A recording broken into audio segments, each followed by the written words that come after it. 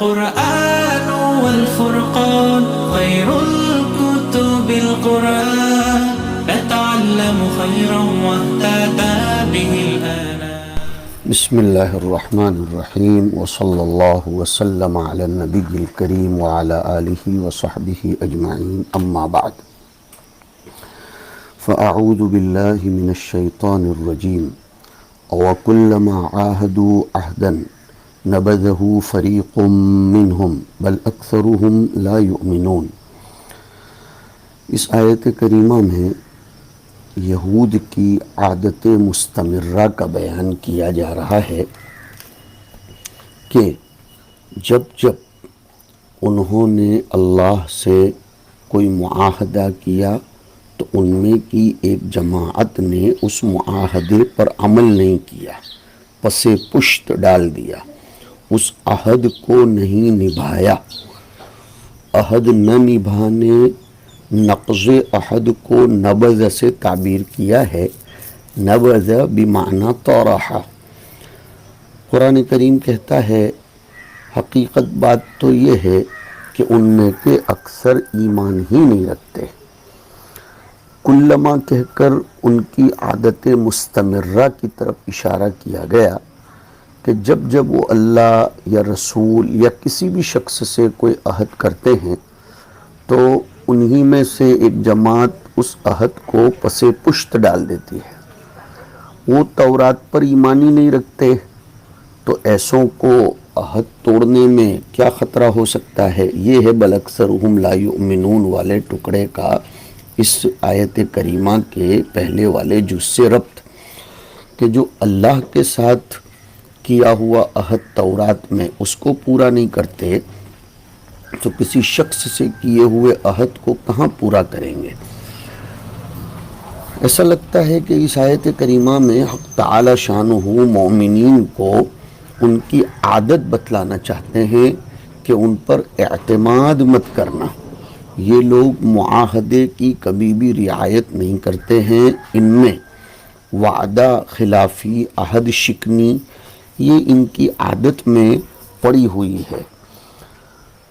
قاضی ثناء اللہ پانی پتی رحمۃ اللہ علیہ نے اس آیت کریمہ کے شان نزول میں ایک بات لکھی ہے کہ حضور صلی اللہ علیہ وسلم نے مالک بن حنیف یہودی سے ایک مرتبہ یہ پوچھا کہ دین محمدی کے بارے میں تو تم سے عہد و پیمان لیا گیا ہے کہ جب وہ دین ظاہر ہوگا، وَإِذْ أَخَذَ اللَّهُ مِيثَاقَ بَنِي إِسْرَائِيل والی آیت میں جو عہد کا تذکرہ ہے تو اس میں تو یہ آیا ہے کہ جب وہ دین ظاہر ہو تو اس کی پیروی کرنا۔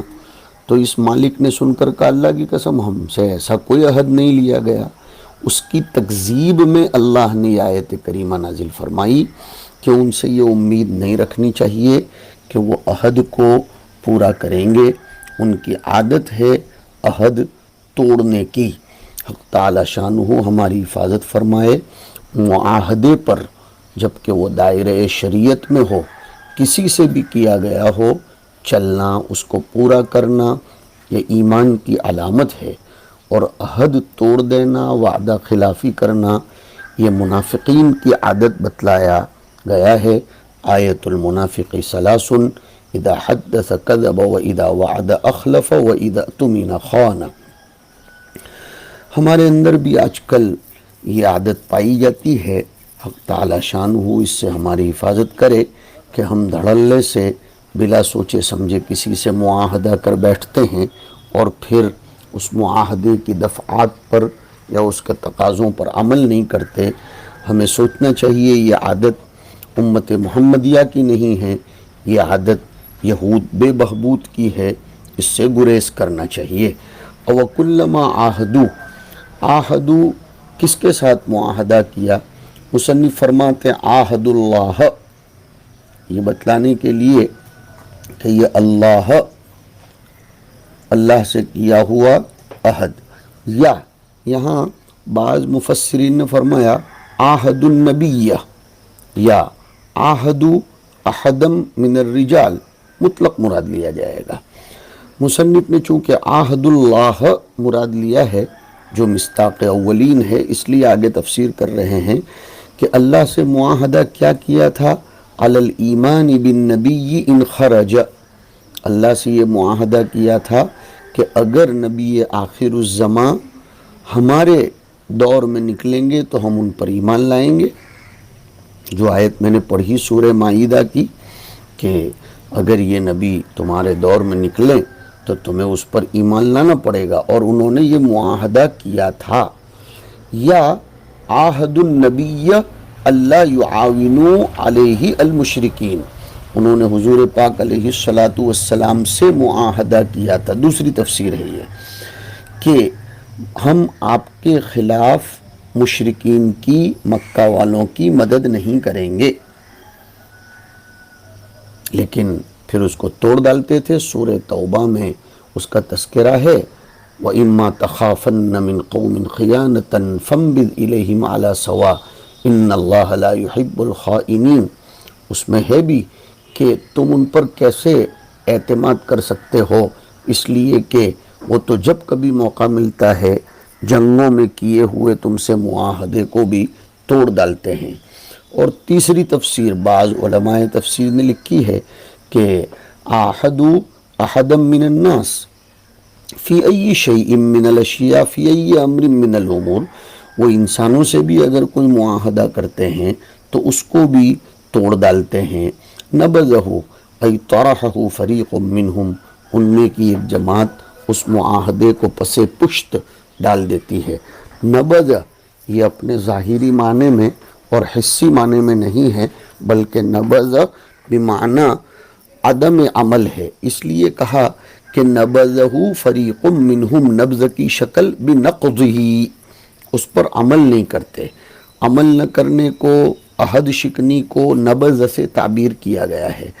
اور نحوی ترکیب کے اعتبار سے چونکہ کلما حرف شرط ہے، اس لیے کہا کہ کلما عاہدوا عہدن شرط، اب اس کی جزا چاہیے، جواب چاہیے.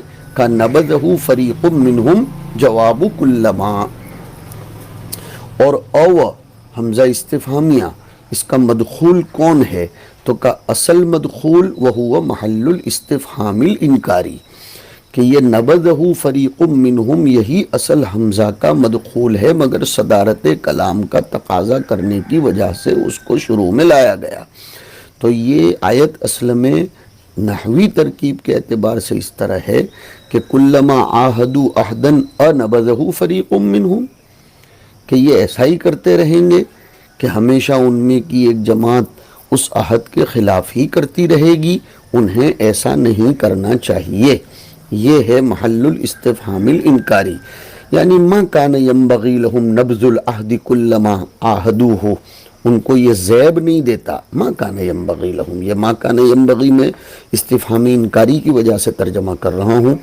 بل اکثرہم، بل انتقال کے لیے ہے، نہ کہ استدراک کے لیے. اکثرہم لا یؤمنون، کلام خداوندی میں استدراک نہیں ہوتا، اس لیے کہ استدراک تو پہلے والے کلام کی غلطی پر متنبہ ہو جانے کے بعد پھر جو کیا جاتا ہے اس کو استدراک کہتے ہیں. کلام خداوندی میں ایسا نہیں ہوتا. لہذا بل کو یہاں انتقال من غرض الی غرض آخر کے معنی میں لیتے ہوئے کہا کہ بلکہ ان میں کہ اکثر کا حال یہ ہے کہ وہ تورات ہی پر ایمان نہیں رکھتے، کتب خداوندی پر ایمان نہیں رکھتے، تو وہ معاہدے کو کہاں پورا کریں گے.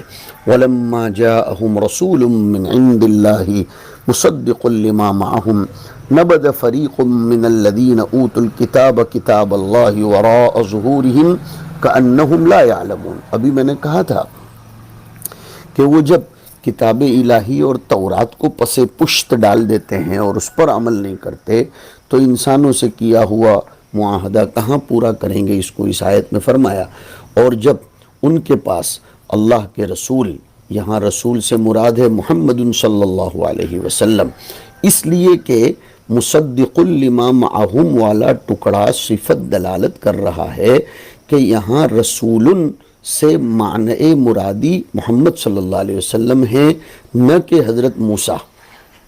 اور جب ان کے پاس اللہ کی طرف سے ایک رسول آیا جو ان کے ساتھ کی کتاب تورات کی تصدیق کرنے والا ہے، تو ان میں کی ایک جماعت نے جن کو کتاب دی گئی ہے یعنی تورات دی گئی ہے، انہوں نے کتاب اللہ ایت توراۃ وراء ظہورہم، انہوں نے تورات کو اپنے پس پشت ڈال دیا۔ پس پشت کا مطلب یہ ہے لم یعملوا فیہا، انہوں نے اس کے اوپر عمل نہیں کیا، لم یعملوا بما فیہا من الایمان بالرسول صلی اللہ علیہ وسلم وغیرہ، انہوں نے اس تورات میں ان سے جو معاہدہ کیا گیا تھا کہ وہ رسول اللہ صلی اللہ علیہ وسلم پر ایمان لائیں گے، اس پر عمل نہیں کیا۔ اس عمل نہ کرنے کو انہوں نے اس ایمان بھی محمد پر کما حقہ عمل نہیں کیا، اور تورات میں ان سے جو معاہدہ لیا گیا تھا اس پر نہیں چلے۔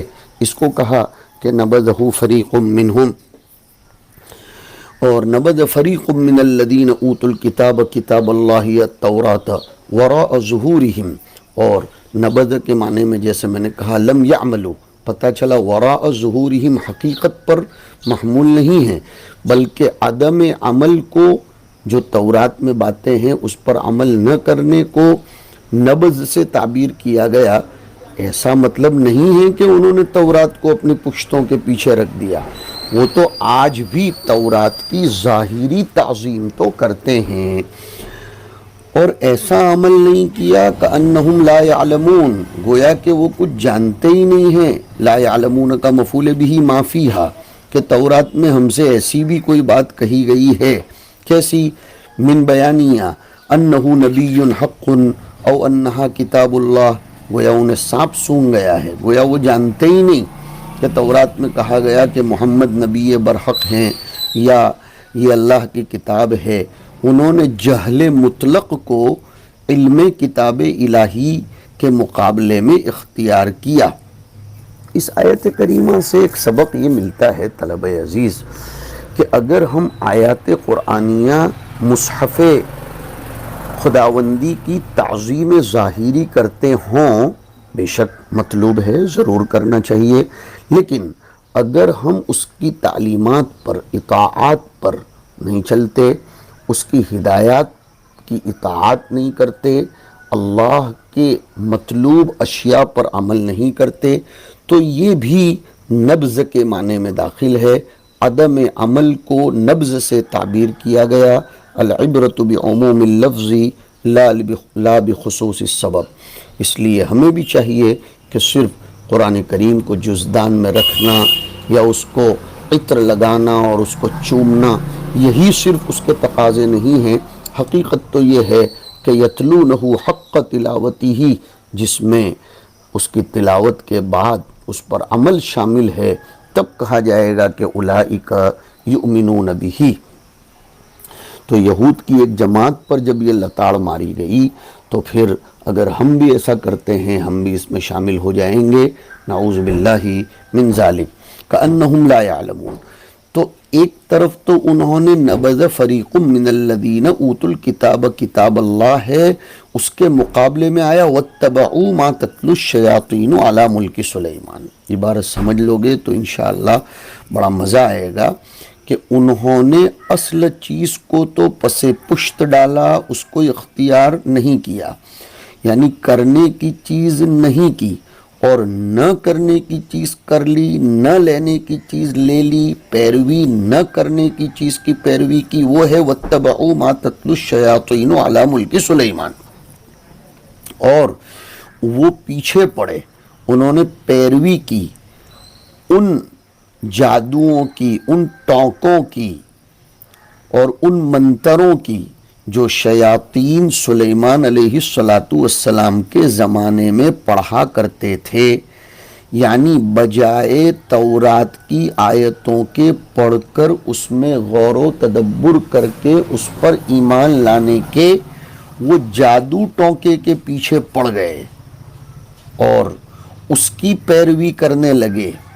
اور ستم بالائے ظلم یہ کہ اس جادو کی نسبت وہ سلیمان علیہ السلام کی طرف کرنے لگے کہ سلیمان نے جادو سکھایا ہے، سلیمان علیہ السلام نے جادو کیا ہے، اور جب اللہ کے کسی مقرب بندے پر، فضلاً نبی پر، سوچے جائے کہ وہ کسی عظیم المرتبت نبی پر کوئی غلط نسبت کی جائے تو اللہ خود صفائی دیتا ہے.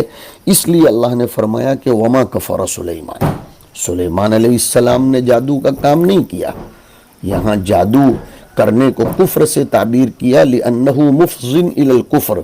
تو تم کیسے کہتے ہو کہ ہم جادو ٹونکوں کی پیروی اس لیے کرتے ہیں کہ سلیمان جادوگر تھے؟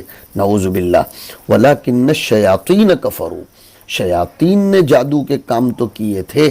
اور کیسے کیے تھے؟ یعلمون الناس السحر، وہ لوگوں کو جادو سکھاتے تھے.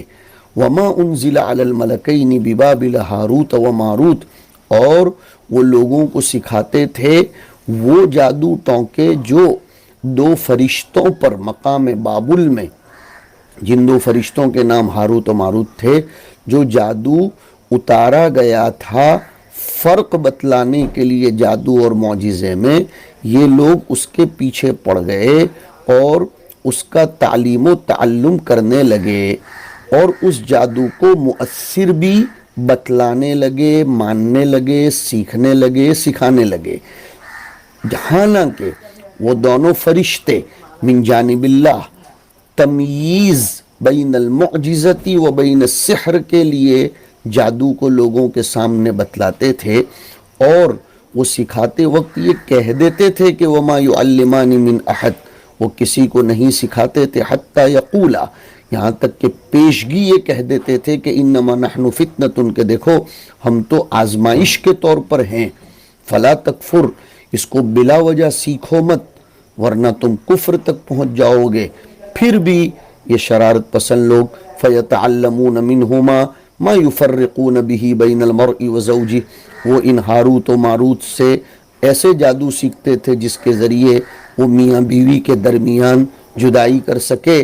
حقیقت یہ ہے کہ جادو میں تو یہ طاقت نہیں ہوتی کہ وہ میاں بیوی میں جدائی کروا سکے، جب تک کہ اذن الہی، امر ربانی، ارادے خداوندی شامل حال نہ ہو.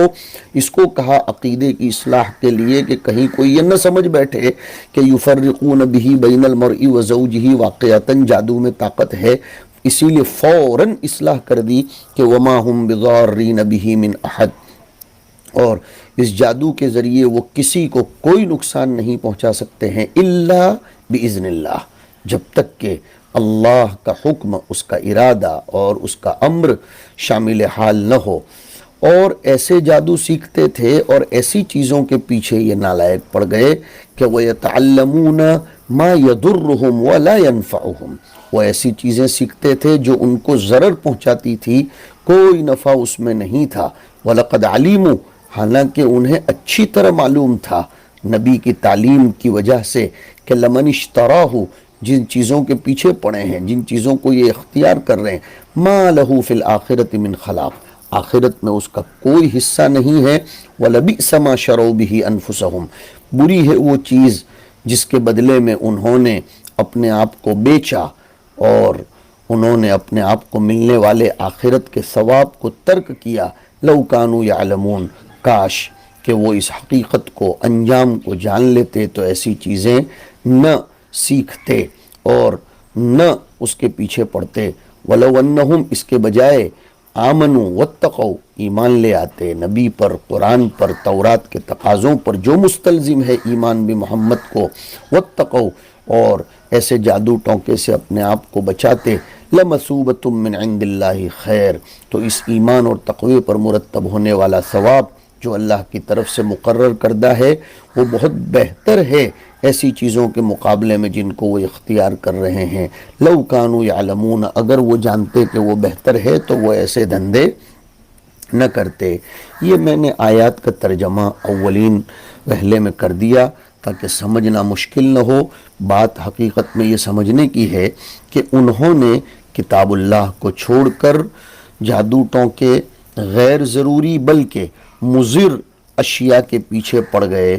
حضرت سلیمان علیہ السلام کے زمانے میں شیاطین میں یہ جادو ٹونکے کا دھندا بڑھ گیا تھا، اور اوپر سے وہ سلیمان کی طرف نسبت یہ کرتے تھے کہ سلیمان کی کرسی اقتدار کا راز جادو ٹونکے کے پیچھے ہے جو اس نے اپنی کرسی کے نیچے دبا کر رکھے ہیں، اس لیے قرآن کریم نے فرمایا کہ نہیں، تم سلیمان ایک نبی ہے، اس کی طرف ایسی نسبت مت کیا کرو۔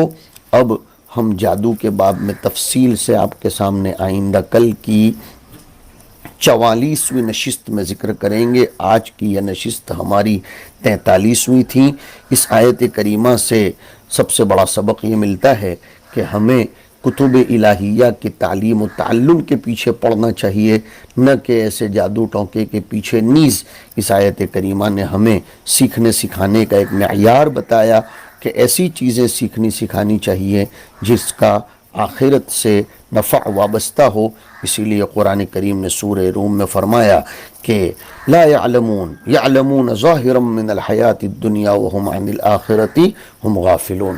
حق تعالی شانہ علم صحیح اور علم غیر نافع کا معیار ہم سب کو نصیب فرمائے۔ وصلی اللہ